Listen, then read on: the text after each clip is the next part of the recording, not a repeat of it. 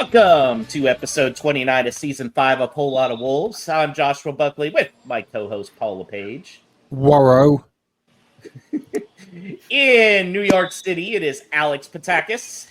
Hello, hello. And on socials, with his catchability rankings suddenly in question, it is Danny Paletti. Never in question. Good evening. Never in question.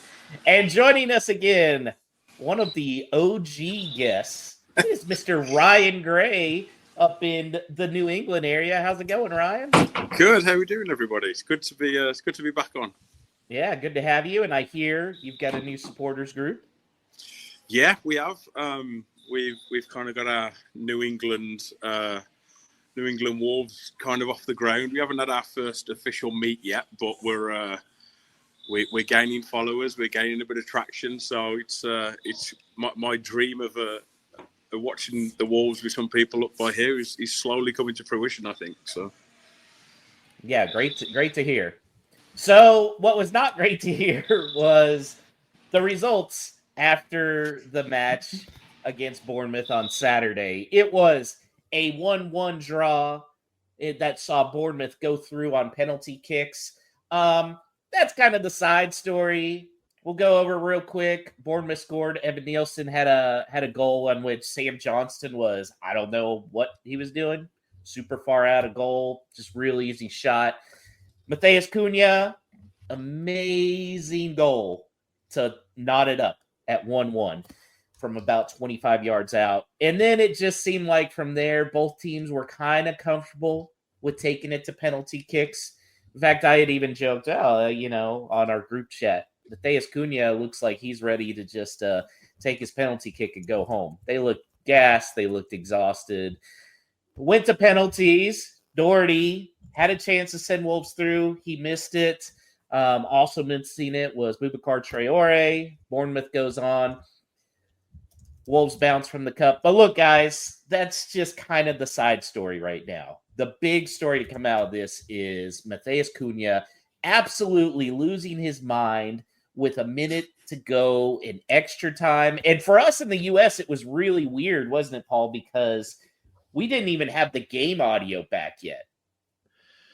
Yeah, for those not in this country, our feed just vanished, and then it went to the studio, and they said that they ended up getting pictures back, but it was in Brazilian commentary, so it was just the studio guest. So I forget the main guy's name, and Craig Burley. So they were going back and forth. So it was really tricky to keep you close on the game really at that point as well, which is pretty crucial. And Bournemouth really throwing everything at us, and we're just rear guard defense at that time trying to keep it away. And then that goes and happens with Cunha. But I think you could have had the sound turned off and anything to know that it was going to be a straight red. And then just the afters of the contesting it and trying to fight whoever was trying to get him off the pitch, be it officials, teammates, opposition, security guards. Who knows? They're all in this mess, and still at the end, it's him trying to be pushed back and away from the game. So, did it lose us the game? Who knows? Would we have gone through if he'd have scored that fifth penalty? Like a whole bunch could still have happened in that short amount of time. But just to even put yourself even in that situation with so little time to go was ridiculous. So not only to put yourself in that situation, but to react the way that he did. It wasn't like he was really being egged on. He was like more of the instigator, which I just don't understand. I really don't. He really could have gotten 3 red cards on that same thing for taking a swing, kicking the guy on the ground, and then the headbutt Ryan, I mean, what's going through your mind when you're watching it? Because to me, especially because the match commentary wasn't back, it seemed kind of surreal. Like, is this actually happening? What is going on? He's just so emotional, isn't he? Like, I just don't get the. It's not his first time he's done it. Like, this isn't a single thing that he's done before. Like, and I just don't understand what's going through his head. And like I said, he's done it before. He's now. It just doesn't seem like he's. I know he's been our best player all season. I get it. I know he scored all of our goals. I just don't. He obviously just doesn't want to be here, and he's so emotional. He's going through all this stuff on and off the field. I just don't get what's going. I just don't get what's going through his head at all. There's no. Apparently, he's the second captain, right? At any point, the second captain probably was definitely isn't anymore. Like as like the vice captain of the team, like, you can't act like that. And especially when the day before they brought that video out of him going around that kid's house and making him look like he's a really nice guy and all this stuff. And then the next day he goes around headbutting and slapping people and stuff like that. It just comes across just a bad image, and it just makes. I think I said it before the last time I was on. Our culture's just like we don't have a culture within the club anymore since the Codys and the Nevers have left and stuff like that. It just doesn't. There's no leadership in there, and if he's one of your leaders, I think you're in a tough spot, really.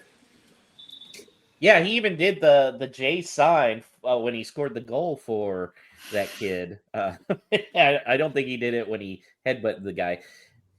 Danny, here's the question I have: Is he really just a good guy that's prone to spurts of anger, or like is he just not a good dude? I tend to think it's the former. Yeah, we should have got that kid on for this episode. see what he thinks after this weekend. I don't know. I struggle with this question a lot because he certainly, like a politician or something, seems to know how to push the right buttons in the media that the team does, in the national media, wherever. That he, seems like a genuinely good guy. He seems like he genuinely cares about the Wolves fans. He's very rarely lashed out to fans themselves, with a couple of very small exceptions. But then you have these moments like this, which you can't square any other way but to say that they genuinely hurt the team. Whether he, whatever the context is. Maybe there's some context where, he's heard something. Kirk, as it says, it doesn't really matter at this point because, and I'm sort of stealing a small take here that I think JP, who is on Talking Wolves, said, which is that he does all these fancy things, the Olympico against United, the goal in this game, all these amazing moments that reflect very good on him. But then in these moments when he does this, it reflects extremely poorly on the club. Like it's genuinely embarrassing. Like even like for, a secondhand fan like me, a person who's never stepped foot on British soil, and it's just like, it's embarrassing that he is associated with the club when he's going to do things like this. He's a genuinely great footballer, but it's just so frustrating. And I'm sort of dreading the rest of the season after he comes back, because I hope that we don't need points that we have to rely on him for. And it's likely that we will, because the dynamic there is just, it's not healthy. Regardless of how this ends up playing out, it's not healthy currently. He really hasn't come out with like any kind of apology. He just said, "Oh, I should have been better," but it's just like a lack of acknowledgement. It's so genuinely frustrating. He's hurt the team. I can't imagine. Some people with longer Wolves memories than mine, Paul and Ryan, will probably think of some. But if if there were some of the hard cases that used to be in Wolves dressing rooms in the past had been there, I can't imagine what they would have given him after that episode in the dressing room.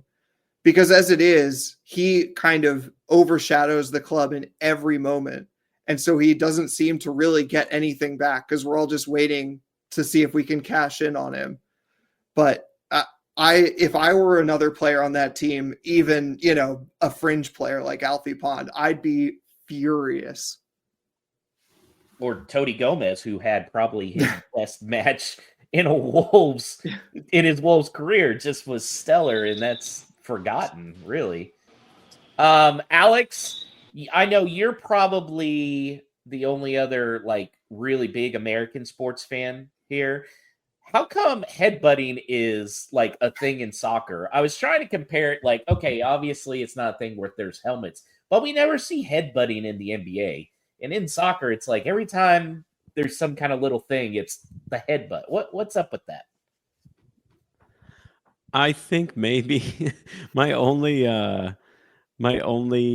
theory on this is that it's the most obvious thing to get somebody red carded for, and all you really have to do is be the person to kind of lean in and initiate, not the contact, the butting, but the head-to-head thing, and all it takes, you're basically just testing, right? You're just you're gonna do it, you're putting your head up against the other person, and all they gotta do is just gesture with their neck a little bit, and then they can go to ground and hold their head and everything. I don't know, it's part of the theatrics of it, I guess.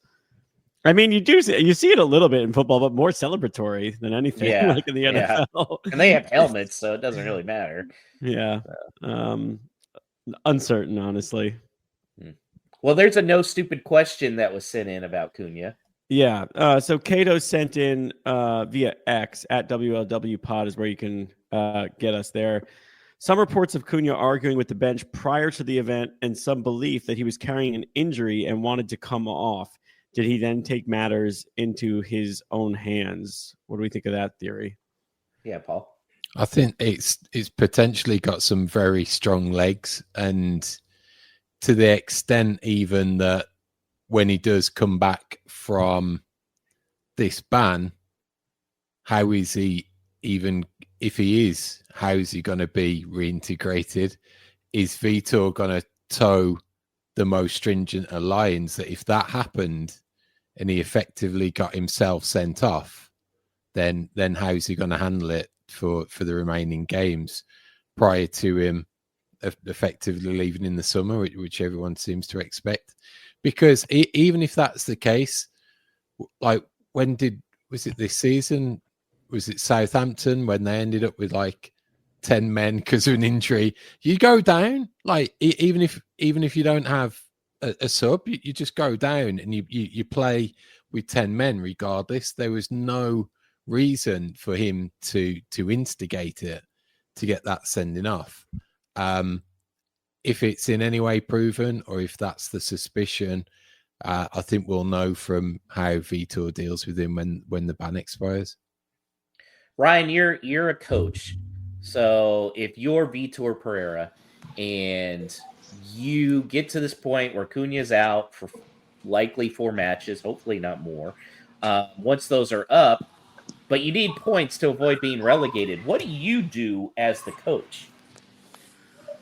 Well, it's a tough one, isn't it? Because he's clearly the best player in the team, right? Mm-hmm. But it's also it also could go one or two ways. It could either galvanise everybody else, right? This could be something where it's kind of everyone really gets their stuff together and thinks, right, he's done this. He's our best player in the team, but we've all come together. We've all got to come together now and for the greater good of the club. Or it goes the other way, and it kind of filters into everybody else, and everybody else kind of down tools with him. So as a coach, what you've got to do, and he's come out, he's been quite strong, hasn't he, about what he said about him, and if you've come out like that and been strong about him, you've kind of got to die on your sword, really, because he's already been strong about his character, and he said, with disciplinary records as what he's done now and stuff, that he's kind of got to as you say, he's got to try and reintegrate him if he can into the team. But I think he's got to just put the team first now. He's got not forget about him, but we haven't got him for 4 games. And it could potentially be 5 games because of the, like, it's violent conduct. It's suspended from the last time as well. It could potentially be 5 games. That's a long time, and we haven't got much of the season left. If he can galvanise the group together, and essentially that's what he's got to try and do. He's got to bring everybody together. But bar what's happened, he's kind of got to be forgot about and bring everybody else. It's not a bad team what we've got. It's just we've just had to be so reliant on Cunha for so long that he's been the focal point of the team for most of the season. But now other people, he's now got to get into your Strand Larsens. He's now got to get into your Wangs, your Bellegardes and stuff like that. They've got to step up to the plate. They've got to get into these players now to think Cunha's not going to be there. We can't rely on him these next 3, 4, 5 games. Other people now have to step up, and that's where his man management skills have got to come in, of really pushing these players that potentially have been fringe players for most of the season, but we've now got to rely on fringe players to keep us in the Premier League. Danny? Yeah, I like I alluded to earlier, I think that, I hope that we don't need points when he gets back. I genuinely still think that the squad without him is still better than Ipswich and Leicester. And I don't think that it's even particularly close, but the squad has underperformed all season, so anything can happen. But I think I worry more about all the injuries. We're still waiting for Agbadou to get back. That's kind of a big one. We don't really have any details on the players. There were 4 players that were name checked by Pereira afterwards as sort of carrying injuries through the end of that game. I mean, we saw like Bellegarde touch his leg during like a late corner, stuff like that. And so it's really hard to tell like how much. I mean, they literally just played 120 minutes of football, so I'm sure all of them felt terrible. But we don't really know how bad that is, and it could be kind of anything at this point. From they'll pretty much be fine, and we're still waiting on Agbadou to like we also now have like 3 or 4 senior players who are going to miss at least 1 game. And to me, that's a much bigger question, because I think that with a healthy squad, excluding the long-term ones like Mosquera, but like if you got everyone healthy from that game and got Agbadou back, and like He-Chan doesn't need to manage his minutes, I think that there's still plenty of quality in this squad to stay up, and perhaps comfortably so.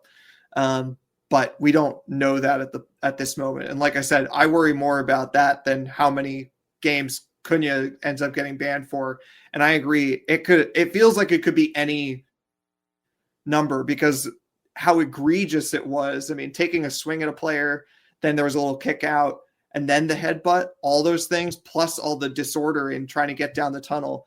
I've heard that the previous one doesn't come into it as much because that was after the final whistle, so it wasn't part of the game. But even so, you could imagine them throwing the book at him to make an example, because this like brings the FA into ill repute, And one last thing about Cunha and his behavior, it's not just Wolves. Like, he got put on that provisional Brazilian squad. There's like 53 men or something. It's sort of ridiculous. That's got to be whittled down to a traveling squad. And I would be 0% surprised if he got left off of that, despite the fact that he, by his play, deserves it every single time, especially with what he's done in the last couple months. I was assuming he was a shoo-in for that until that episode. Wouldn't be surprised if that got dropped. And I think it's fair that people have been saying that, he could also miss out on a move. It's not that he'll necessarily end up here at the end of the summer, but there might be teams that he wants to go to that are just going to say, no, we don't need this problem. It's funny, with my little extended Wikipedia Google research, it seems to me he's never shown any of this type of drama before, which is kind of surreal, because you're thinking like, exotic Brazilian personality, like fighting amongst each other, like fighting the fans in Brazil, or like that's their culture, that's what they're used to. Yet he's been pretty good, like no red cards.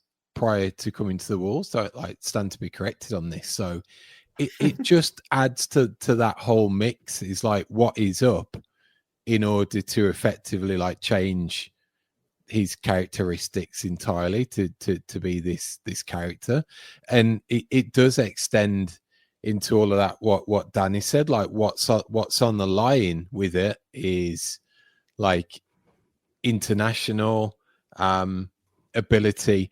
Like importantly, I'm stealing this from someone. I'm sure it's like an NFL take, but coaches like reliability and to be able to be counted on in fitness and in disciplinary matters. And if all of this is to do with him pushing for a move or not being content, like throwing his toys out of his pram to get a 6-month pay rise between January and August when he leaves, if that's all down to characteristics and pushing for a move, then that is really going to lower his stock a tremendous amount. Someone will probably still spunk the money on him, like Man United, because they're a basket case anyway. But he's doing himself a massive disfavor with all of this. Alex, I agree with Danny that he cost himself a spot on the Brazilian national team. Do you think this cost him a big money move?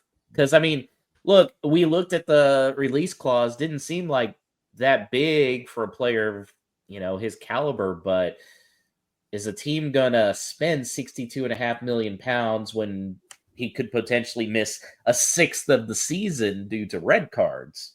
Yeah, I mean, this is kind of a cop-out answer, but I do think a lot of this depends on what happens when he comes back and when, if he comes back for Wolves. Like if we just kind of coast through these next 4 or 5 matches and we're relatively still in the same position, like a win or 2 away from safety, and he comes right back into the starting 11 and then he keeps scoring goals like he has been, I could see him still getting that move. I mean, it's hard because, like Paul said, there are clubs that probably, there are other clubs in the world that are bad at judging character. But I also have no idea what Cunha really wants. Like, what is that big move that he wants? Like, does he want to go to Arsenal?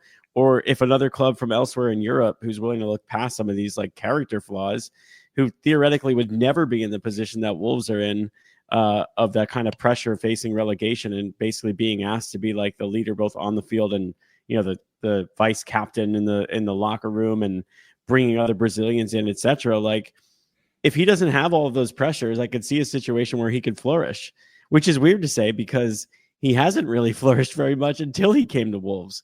So, but is there a big money club that's like a shoe in for a Champions League spot in another top 5 European league every year? I could easily see them still taking a chance on it because he's not going to mean nearly as much to them as he means to Wolves. So it really isn't the same risk relative to Wolves having him as their number 10 and their vice captain and being basically their all everything for a season, carrying them through a Premier League season. Like if he's a first or second guy off the bench and you're attacking and you're attacking front when you've got solidified professionals there who've been there and done that, I just don't think it's a big risk. Like, I would still do it. I just think there's still upside there, depending on the club. All right, quick show of hands, and I'll recap it for our audio listeners. Who thinks Cunha has played his last game for Wolves? Paul does. Paul, why is that? I'm having some faith in the players in the squad that remain, and I'm having some faith that we got some balls in a coach who'll make a tough decision when one's needed. May come back and be a fringe player on the bench possibly, but I'm hoping that in this time we get enough points that we comfortably clear and we don't need to rely on him. Wow. Okay. I'm going to guess, Paul, that you're one of the ones who does not want to see him back ever again playing for Wolves. How about you three that are left, Alex, Danny, Ryan, either you guys, any of you guys don't want to see him back? Okay. I hope. Go ahead, Ryan. I personally, I don't want to see him back. Okay. I would. I just don't think. I don't think he can. He's let us down twice this season, and if we were languishing in mid-table and we were safe, I wouldn't really obviously care so much. But we're on the brink here of going down, and we see so many clubs go down and never come back again. And it took us so long to get in the Premier League as what it did to see that like be put at risk by somebody that effectively doesn't. He clearly doesn't get it, right?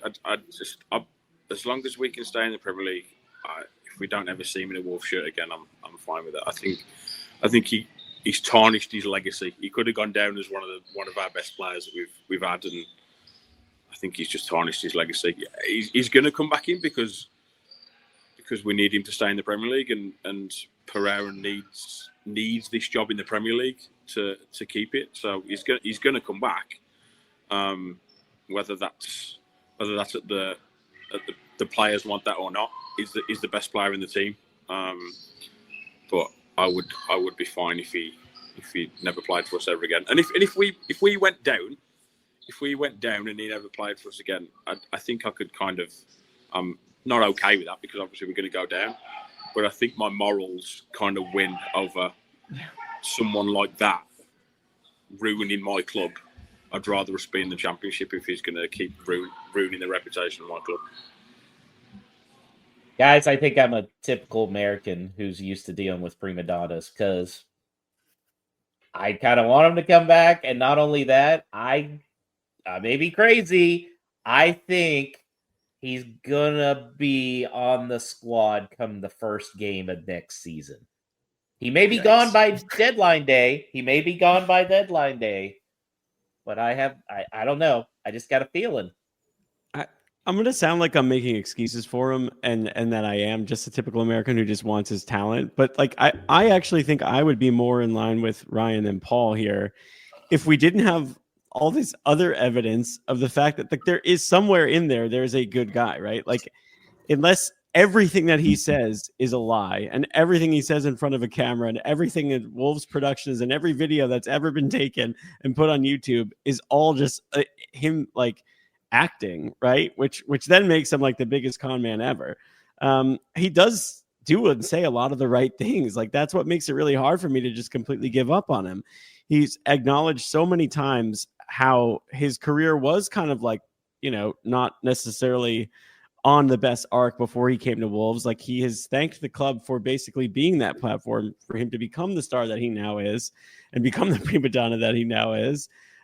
He seems to be a great teammate until these moments. Like, I agree, he's so selfish, and it's incredible. It's inexcusable actions, but somewhere in there like the right intent is there. That's where I think it's just like a temper and just a kind of like an issue, like an actual issue. But what's concerning about that is he's not the only player on this club who was wearing the captain's armband while doing this, which is actually crazy. So, that makes me question everything. For me, it just comes across as, and I've said this to my dad, and I've said that, like, I make my wife watch the Wolves games with me and stuff like that. Like, it just comes across as ungrateful. The club have done everything for him. The club have bent over backwards for him. They've done so much for him. And as you said, we essentially saved his career, and this is how he wants to treat us. Like, I don't understand. The fans love him. The fans sing his name every single game, home and away, and we've done so much for him in his career, and this is how he's going to act. Not once, but this is the second time that he's done it. And he was part of the crew, like just like with just a bad culture. It's just setting a bad culture within the club, and it's like, I don't think this is a Guedes 2.0. Like, we never thought Guedes was ever going to play for the club again, right? And he did. This is bigger than that, because get us the same player, but it just comes across as ungrateful, and they've gave him everything that he wants. It's a week after he signed his contract, 2 weeks after he signed his contract, and that's what he does. So it just doesn't sit well. Yeah, and I think I'm well willing to admit that this is an American thing. And Alex to back me up, there are a lot of bad dudes and people that do dumb crap that we still root for if they can play ball. I mean, look, Kobe Bryant is revered in NBA circles. I'm not saying Cunha's Kobe Bryant. Don't get that thing. But Kobe Bryant raped a woman. Okay. It was dismissed, and then there was a game 7 of a playoff game where he refused to shoot in the second half to show how bad his teammates were, to show what trash they were. And he's revered in this country. But here's the thing, Josh. We're not talking about revered. You just said if he can play. Well, yeah. In the next 3 to 5 games, he cannot play. That's a great point. That's the issue. Yeah. Yeah. No, well, I mean, and Kobe refusing to essentially play and just being a warm body out there, I guess it is. I mean, like he could play, but also, Josh, I just think there's art. I don't know why, and maybe I'm wrong about this, but I just think there's a difference when in English football and European football, like when you're representing a club, these are neighborhoods, right? Like Kobe Bryant, like, yeah, he might represent Los Angeles. He might represent Philadelphia where he's from, but he's not like, is he really, like Matheus Cunha at the time, like the power that he possesses, it's so great because he can sink a club that means so much to so many people. And the threat of like ceasing to exist at this level is not there in American sports, right? So like the consequences are always going to be greater. He's representing a share of people who literally like they're the only reason that he's, he is able to make the money he's making playing this sport, right? And has become this superstar. So I don't know that you could say that about Kobe Bryant because the Staples Center could essentially be half full most games. And guess what? Yeah. The Bus family is still going to be paying Kobe Bryant whatever the max contract is in the NBA. And he's like, there's a large faction of people who don't give a shit, where it's like, it's not like if you're born in LA, the people wearing that shirt are representing you to the world, which is, I do wish more Americans had the feeling that Paul and Ryan and a whole bunch of other of our Brits fans where they're like, no, fuck off for him. I do feel like that is the correct way to be. I just think us Americans are desensitized by it, and that sucks. Yeah. We're shitty people. There you go. That's the right conclusion. We're shitty people. Not somebody who is a shitty person. That is Mr. Big Sam Houston from the DU football show. And he's getting us ready for Saturday's match against Everton, which happens to be Wolves USA Day. It's at 3:00 Eastern, 2:00 Central Time. How's it going, Sam? Well, you were talking about how the American audience couldn't respond to certain things. Here's something. All the American Wolves are going over. Be fucking pissed off that Cunha got a red card and you're not going to be able to see, arguably your best or most talented player play. It's just, it's funny. I'm here to talk about Everton with you, but really the story of this matchup is completely you guys. It really is. I mean, we're safe, right? It's what we are. Like, we were going nowhere fast with Dyche. He kind of abandoned the club and we brought in Moyes. And since then we've been kicking ass, so there's really not much more to say about that for Everton. I mean, obviously I'll answer questions and stuff like that, but the real story is it's you guys. So then that leads me to a question to you. If Cunha was on Everton and he had done this, what would your feeling be? Would you want him to come back? If he was at the end of his deal, like he is with you guys, or could be sold, I'd probably sell him. Get your most value for him is how I would personally treat it. Okay. Well, you're mentioning that Everton, you guys aren't worried about being relegated anymore. No, absolutely not. In fact, I think we already have enough points in the bag to not be relegated because the bottom 3 clubs are that shitty. They're really bad. They're really, really bad. Be happy they're really, really bad, guys, or else you all would be in real fucking trouble. Like, be very happy that they aren't good. Sam, one thing that has changed since we last spoke is Everton's ownership, and that's got a distinctly American flavour now. So what's been the immediate impressions and any clues as to what will be the outlook long term? Oh, the fucking adults are here now. You know?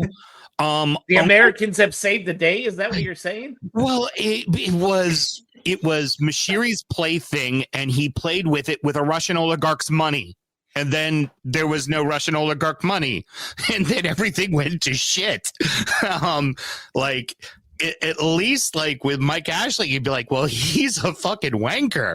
Like, Mashiri was clueless. Mashiri was screwing up. He's a businessman, and he was screwing up business deals for the stadium and putting us into FFP, which was just an absolute mess.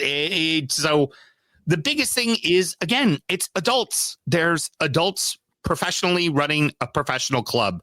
They do this already. They have a stake in Roma, and they're gonna. It's nice to feel stable again because we haven't for a while. Well, now, and you have David Moyes, who's in there. Do you think he's a long-term guy? Oh no! It's a couple 2-3 years, and honestly, this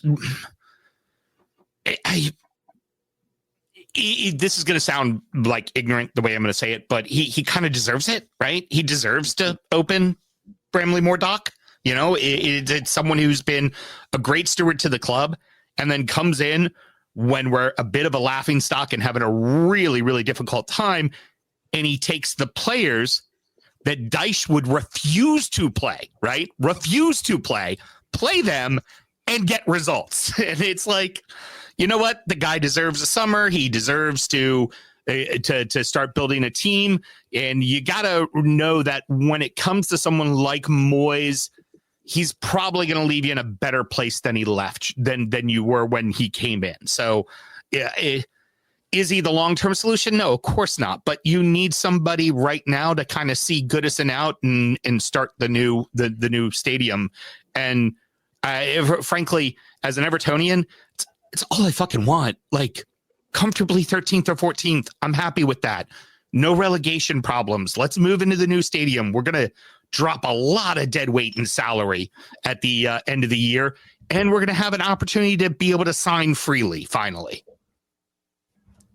So onto the game, Sam, and it's going to look, with all of that, a lot different to the reverse fixture, namely because our star striker has ostracised himself, and we've ostracised your biggest attacking threat from that game with Craig Dawson now to the Stiffs. So I will say I felt Dominic Calvert-Lewin got cheated on the first own goal for Dawson because he headed it at the goal. It was going into the goal and it hit Dawson's shoulder and went in. It was just kind of like, that's an own goal? Like, but the week prior, Marcus Rashford against us for United kicked the ball that hit one of our defenders and went completely in the opposite direction. They're like, that's a Rashford goal. I'm like, then how is Calvert-Lewin's not a goal? So, yeah, there's a lot different with this matchup than obviously the reverse fixture, the first fixture of the season. First and foremost, it's two completely different coaches, right? And the biggest thing for you guys is there's an actual intensity for defense where, you know, under O'Neill, it was like, fuck it. We could try to beat them 5-4 today. You know, it was, and then you didn't score 5 goals. Certainly there's not as many goals being given up. Everton is starting to score more and put a little bit more of an impetus into the game as opposed to just being route one and living off of set pieces. frankly, Everton's tired, real tired. And in the last 14 days, 4 matches, and obviously everybody's played a lot of matches. Everton's done it basically on 13 guys. Twice Decore was out. And then the 2 times Decore wasn't out, we had 14 guys. So it was the 3-2 or 3 subs coming off the bench for every single game. And you add in things like the Merseyside derby and away at Brighton and the win at Palace. And you could just start to see it, especially in this last match against Brentford. And we'll be talking about it when we record tonight. They were just exhausted. Like, you could just tell they were completely exhausted. Maybe some guys might be healthy. We got 10 days now to rest from the midweek before we play you. Who knows? But for me, again, like I said before, I think more of the attention is on Wolves and the need to survive. This is for you guys. You look at this at the schedule right now, and you circle this one. It's in our building. It's a team in the bottom half of the league that really doesn't have much to play for. We need to get 3 points here. Like, this is in our building. If we want to survive, this is a game we got to get.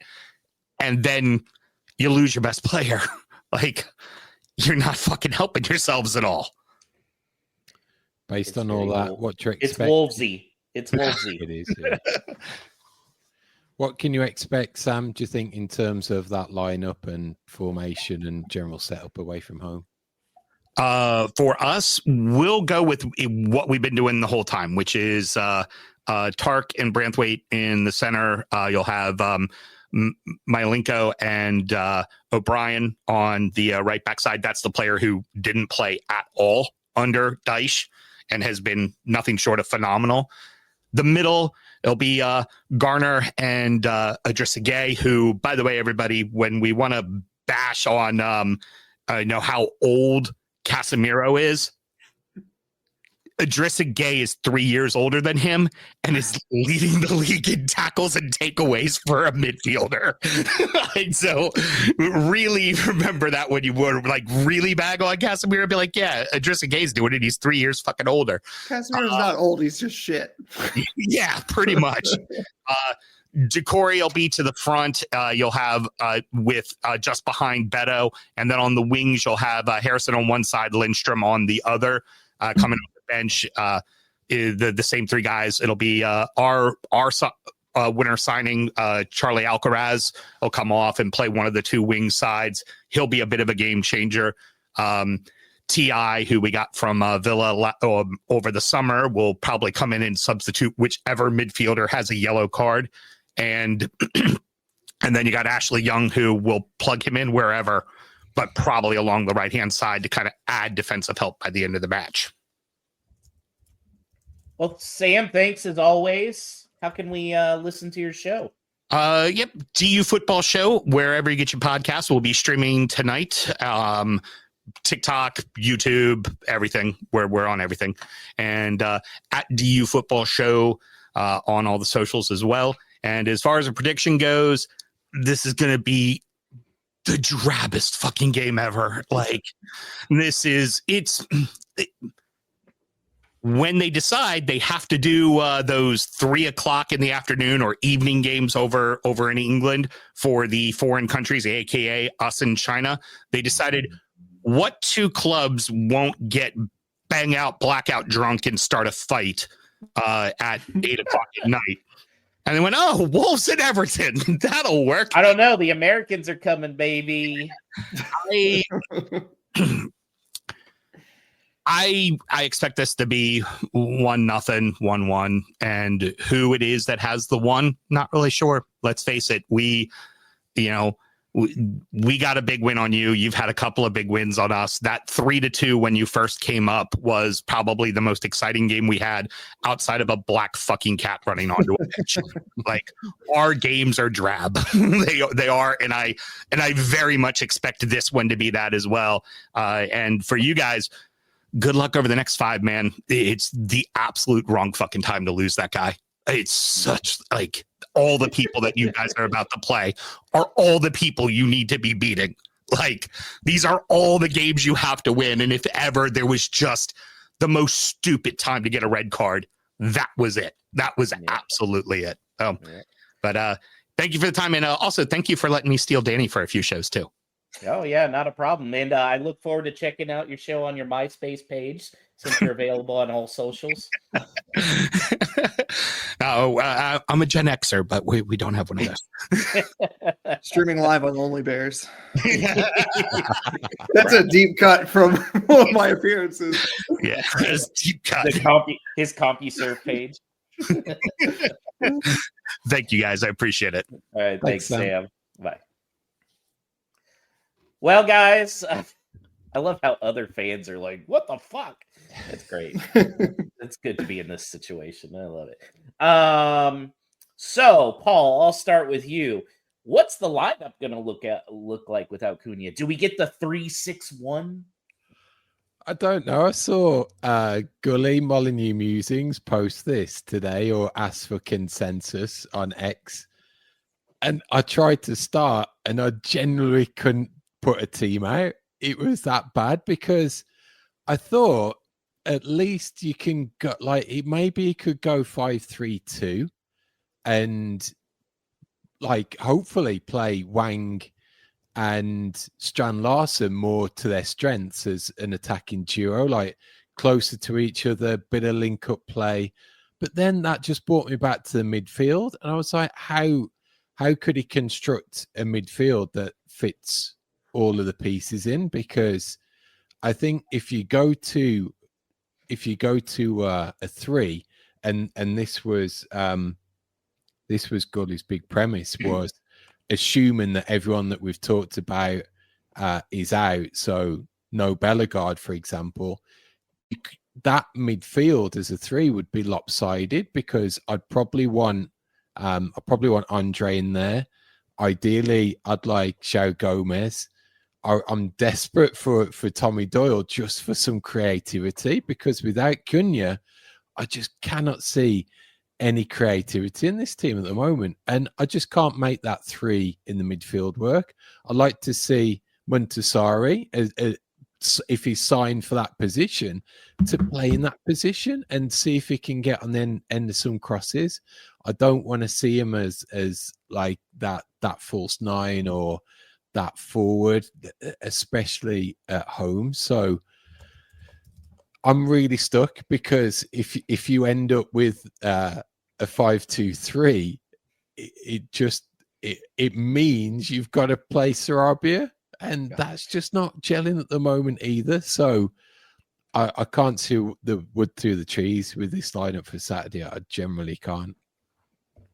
Ryan, I'm sure part of the answer here needs to be your son Column's favorite player, Mr. Tommy fucking Doyle. It breaks my heart every time we watch the game when Cal goes, "Oh, where's Tommy?" It's like, "Oh, he's on the bench again, kid." So, but like, all I keep hearing on the Expression Star is that they keep saying that he's not training as a midfielder. Right? They've said it several times over the last couple of shows that he's being trained as like an attacking force. So like, does he play in the 10? Does he play a little bit more forward? Does he play off the left? So I'm not sure. I mean, I'm pretty much the same as Paul. I couldn't pick a team if you pointed a gun to my head. To be honest, I don't know who's gonna play. I haven't got a clue. I think they are grooming him to be a 10. And that makes sense. And I wonder if this is probably sooner than Vitor would have wanted, but now might be as good at any time to unleash that and see what you got. Yeah, I mean, I don't dislike it. I think he's apart from Cunha, he's clearly our most next creative player. I mean, Sarabia is creative, but he doesn't run, so I don't know how creative he can be when he don't run. But I mean, I love Doyle. I think he's great. I just don't know if he's going to do it. It seems like he hasn't had the trust of the last couple of managers, and maybe putting him in the 10 and trying something a little bit different. Maybe he does just take off. But we need something. Whether that's the something, I don't know. But as I said, I'm in the same position as Paul. I couldn't pick a team, to be honest. Danny, who besides Strand Larson, because I think we would always say number one that needs to step up is Strand Larson. And guys, get off. Man, I've seen so much Strand Larson hate. He's a young guy coming back from an injury. Let's calm your tits, all right? He's going to be okay. Just chill out. After JSL, who needs to step up the most, assuming they are healthy, Danny? Yeah, it might be a bit of a cop-out, but I'm going to say the one who needs to step up the most might be Vitor Pereira. And that's not to criticize what he's done in the past. That's actually not a cop-out, I don't think. I think he's been pretty solid since he's come in with a few blips, but mostly I think we've been happy with, some slightly more proactive subs. He's really solidified us defensively, but I think a big thing that's going to have to happen in this game and for the games that Cunha is missing is to retool what we're doing to make it so that Strand Larson can step up, because currently the reason why Strand Larson is getting stick online is because we don't necessarily play to his strengths. We're playing to Cunha's. I was very much like everyone melting down on Twitter after that game, thinking that how are we possibly going to get even a draw going forward without Cunha, because he's, part of every single chance. But when you look at our games, we're literally looking to give him the ball anywhere where he is on the pitch if he's not in an offside position. So it's just going to look very different. And Vitor Pereira needs to find a way to do that. And, I think that I'm kind of going to assume that we're not in full blown injury crisis mode with my answer. So I think that, I guess that's the caveat, is that maybe we are in full blown injury crisis, but, getting Rodrigo Gomez back, even seeing minutes for Pedro Lima could be big to try to get the ball to Strand Larson in ways that we have not previously been trying to do, because we didn't have to. We give it to Cunha anywhere in the opposition pitch, and we can probably bet that it can get at least within shooting distance from the box with him on it. And now that just needs to be different. So, there are some obvious answers. Bellegarde probably needs to step up another further step, and he's been showing it, and that's good. But the reality is that we need a retool in order to play a slightly different style to still get goals and get results between now and the end of the season. I need that attacking creativity and some intent and final product from Aït-Nouri, because when you play in a 5, those wing backs are so crucial to add something. If it's that extra body in the box, or it's the ability to whip across in. He's shown time and time again he's got the skill set. If he's on top form, he can beat a player. It's these types of players that can deliver, and we've seen it. He's got to step up and contribute with either an assist or get his goal scoring form back. How long are we going to rely on Aït-Nouri to do something? By the way, we say every single game that Aït-Nouri's got to play further forward. Aït-Nouri's got to do this. He's got all the skills in the world. But if you look at his output, how long's he been at the club? 3-4 years. Mm-hmm. He's not scored many goals, and he's not got many assists. So where people get this he's going to be a saviour for us, I don't get it. I don't understand it. He can't defend, and he hasn't scored many goals and got many assists. So what's he going to do? It's like the Office Space meme. What would you say you do here? Yeah. Well, the other people that need to step up as well are the flipping goalkeepers. Can we get a good goalkeeper? Is there any chance of us getting a decent? We need a reset at goalkeeper after this season. Just get rid of them both. My God, even if you put them both together, there wouldn't be a very good goalkeeper. Brian bringing the heat tonight. I love it.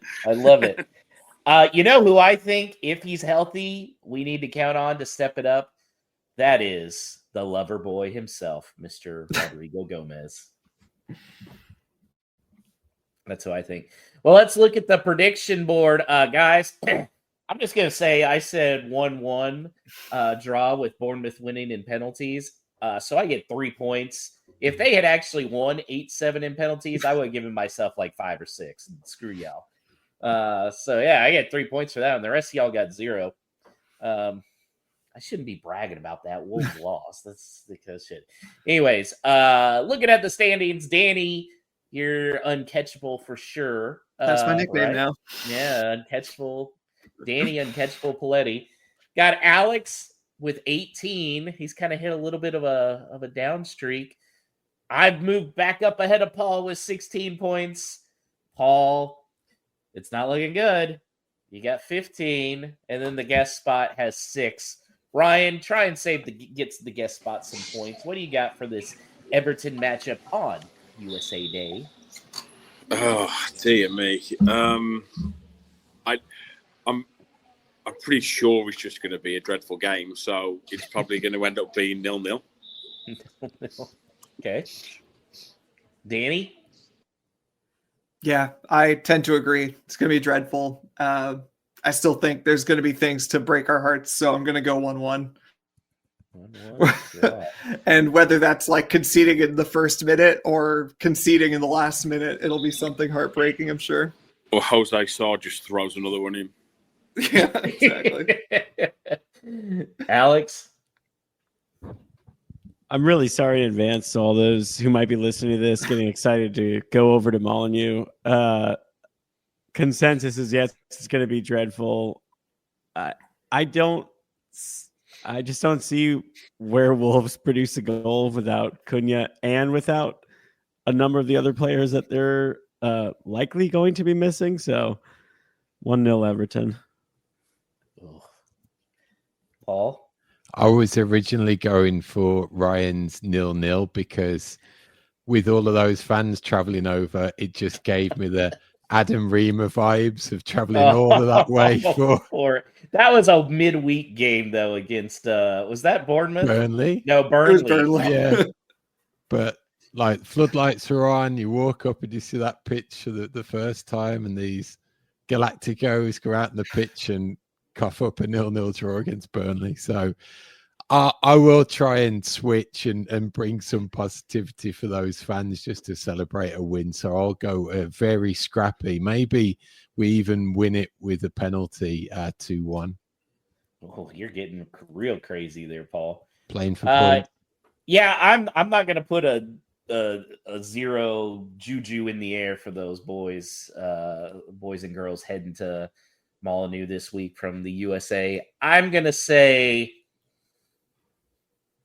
2-1 Wolves with Tommy Doyle and Carlos Forbes with the goals. Boom. Good Lord.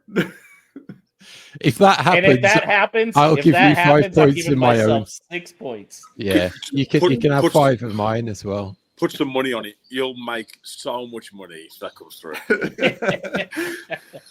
I probably haven't even got odds for that. Yeah, I would argue Stu's head just exploded listening to that. I think. You should get points if Carlos Forbes registers a shot, I think. Even like if he sees the field, perhaps. Look, guys, I've drank a lot of fucking whiskey tonight. That's Cunha-induced whiskey.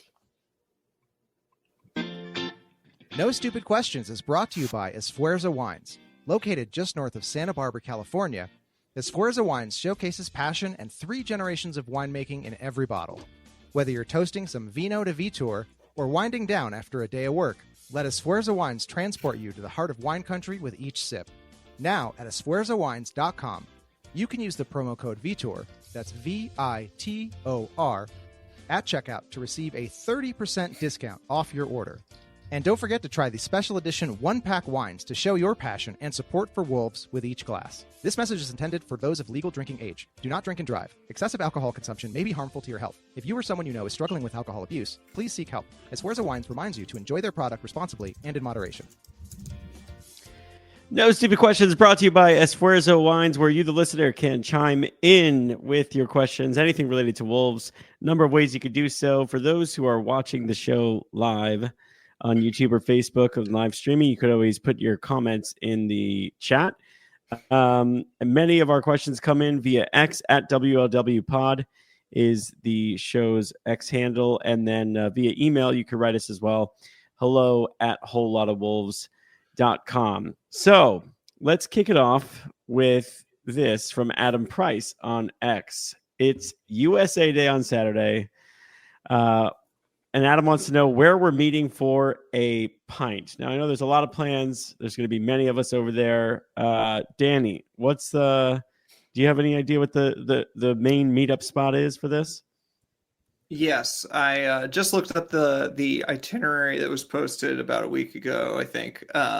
So obviously, as you imagine, people are going to be all over the place at all times, but there'll be probably a few times if you want to catch a glimpse of some American fans over there. I know that they are sort of congregating at the Hog's Head on Friday, 4 to 5 p.m. That's sort of just a touching base point. I mean, I imagine a pint will be had at least. And then some folks are heading over to the museum. Some folks are just going to go to dinner, go to Dilshad to get a curry. But then afterwards, they're reuniting at the Hog's Head around 9 p.m. So that'll be the time to sort of hang out on Friday. And then I think people are mostly free on Saturday to, sort of do their own thing. They will, of course, be seeing the area. There's one sort of event that the folks are doing all together. But then they are definitely going to be checking out Samosa Saturday, which is happening this weekend with Manny. So again, a good place to grab a glimpse before the game. So, as you're getting there. And then obviously they'll be in the Worldwide Wolves Lounge, which I've never been. So I assume that, in the stadium, you'd probably catch a glimpse of them on their way in or out there. And then obviously after the match, probably heading out to some further drinks, but they haven't made specific plans because I think it's sort of as the night takes you, as you can imagine. Hopefully they're celebrating a big win. And then that's the big one. So basically the answer is really Hog's Head on Friday, probably 9 p.m. or later. And then pre-match, probably a good place to spot them is around Samosa Saturday. Nice. Fun times ahead. Hopefully all of our predictions, except for Josh's, are wrong and everyone enjoys an amazing weekend there. This one comes in from Todd from Minnesota Wolves in the chat. This is a fun one. In 5 years' time, who will be remembered more fondly, Gary O'Neill or Cunha? Now, Ryan, you spoke at length about Cunha embarrassing the club, possibly ruining it. But Gary O'Neill did start that ball rolling very early this season by shipping goals left and right at on a nearly historic rate. What do you think, Ryan? Who will you remember more fondly when they're both done and dusted here at Wolves? I liked Gary O'Neill. He just was not a very good manager, was he? He gave us all false hope when he came over here and did the American tour. He gave us all very much false hope. But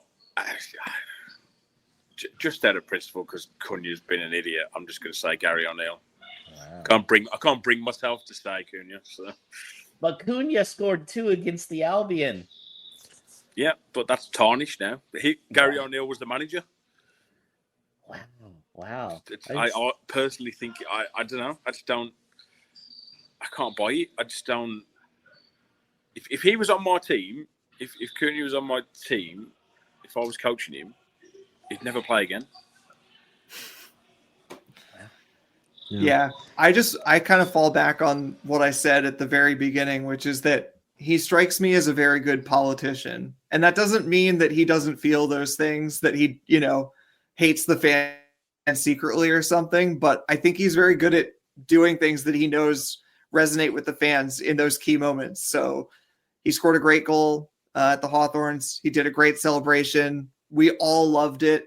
He knew that we would all love it, and he knew how to play to the crowd. And that is part of being a modern day sports star, which is what he is. But I think that if he goes out on a sour note, and it can get more sour, you think that it's bad now and we scrape to stay alive, or maybe he keeps us up or something. I mean, imagine if he comes back, can't do enough to keep Wolves up. Wolves get relegated, and now they end up needing to get rid of him because he's a bad influence, and no one's willing to pay the release clause, and we end up selling him for $40 million or something. Then think about how Wolves fans are going to think of him. I think Gary O'Neill is not particularly well thought of, just because, like Ryan said, he's not a great manager, but it's over now, and like he can't do any more harm. Whereas like Cunha still could go either way. So Cunha has quickly turned himself from statue material into Stephen Fletcher. And for those, you can look it up, because great player, talented, scored some good goals, exactly the type of player we needed. And then when we got relegated and he did the whole Twitter thing of head's gone, not going to play for the team again, all that goes out the window. And you can argue that Cunha's done exactly the same thing. So as soon as Cunha leaves Wolves and goes to another club, they'll never think of us ever again. Like that, I just don't think he'll just once he gets all his money and he ends up going to Arsenal or wherever he goes, he won't get the reception as like what Jimenez and Traore did for Fulham, right? He's never going to get that. Once he leaves us, he'll never think of us ever again. Man, that Cunha hat trick against Man City after he comes back is going to hit extra hard. Yeah. I don't know how he gets back in the good graces. I want to say one last little thing about this. It's like we talk about like Cunha, what he can do on the pitch, and it is great, but like he may have the excuse that like, oh, I was in a shitty team that's like been trying not to get relegated this whole time, and I'm better than that. But there are things that he could do to improve that, and it's not just scoring goals. Like that's what we've been dancing around, is like this leadership stuff. There are things that he could have done to make the situation less bad, and he has like actively worked against that. So like, I mean, yeah, it's not the same as if he like decked a teammate or something, but like we're splitting hairs here. Like he's yes, he's like potentially keeping us up with his goals, but he's also potentially keeping us down in 17th with his attitude, and you can't rerun that experiment. I don't know what it would be like if he wasn't there the entire season. We would have played completely differently. Just imagine what his reputation would have been if he'd have single-handedly kept us up. We'd have all said, see you later in the summer. Thank you so much. Well done. You've kept us up. Go wherever you want. You'll be regarded as a legend forever. Yep. But he's done what he's done, and he's never going to be regarded that now, whether he keeps us up or not. He could keep us up on his own when he comes back and plays however many games. He's never going to be regarded that now because he's put us in jeopardy. And if we go down, we don't invest in the club now. I don't think it's going to end well. We could end up being like a Leeds. Let's move on and get back to some of the positivity around Wolves USA Day. This one comes in from Nag on X, NAG. I don't know which one is the right way to refer to that handle. Let's actually kick this one to Josh. Josh, you're not going to the Everton match, but you will be going to Molineux later this season, so you're the only one on here who can speak to this as an American. What do you think? First off, what is the most British thing that you're looking forward to? It can't just be like, oh, going to Wolves, but like, what's the most British thing? You're looking Scotch forward eggs, to? right? Huh? Scotch eggs. Real Scotch eggs. Hot damn, that was a good one, Danny. I'm not looking forward to eating fucking beans on toast. My wife is. My wife's like, I'm kind of excited to try beans on toast. I said, well, I'll buy some fucking canned baked beans and put some toast on them. There you go. Get some brown sauce on it as well. Oh, yeah. Lovely. As far as, and what was the other part of the question? The other part is, what do you think what is the most American thing about you that would get you into trouble? We don't have enough time. Everything. Cowboy hat in the South Bank. Yeah. I mean, I am wearing the hat. I'm going to wear the hat. You know what it's probably going to be? It's probably going to be cheering Cunha at this point. Yeah. Don't show anybody the picture of the cowboy hat on Lamina. That might not get you any good. Yes. That probably wouldn't go over well. I've got a suspicion that cowboy hat's not making its way home. It'll be. Hey man, that thing was expensive, so I hope it does. Yeah, someone's going to take it as a trophy. Yeah. Oh man. Yeah. Cowboy hat making it in your suitcase home is like plus 350 at least at this point if we're like setting the odds on that one. What if they pull off like a 5-1 win? I mean, then they'll be wanting. Then They'll be they'll gone in the wearing it celebration. Celebration, and Yeah. someone will run off with it. Exactly. You'll be giving it to Carlos Forbes for his hat trick in that game. Fuck yeah. He'll be wearing it in the post-match presser. You'll see in front of the sky. That'll be so good. Thank you, Josh Buckley, for always believing in me in my FIFA speed. Oh, you know what? Munetzi's definitely going to score when you're there, just for you. That's going to happen. And I will cheer, and will not call him Den Donker once. Yeah, if that happens, then you never refer to him as Den Donker again. All right, let's wrap with this one from Drew in Pittsburgh, frequent guest of the show, who emailed us hello@wholelotofwolves.com, a question that is specifically for Paul, which also has some relevance to the USA Day and those who are traveling over. I'm sure he will hear some of this if you are. Is it better to be wank or gash?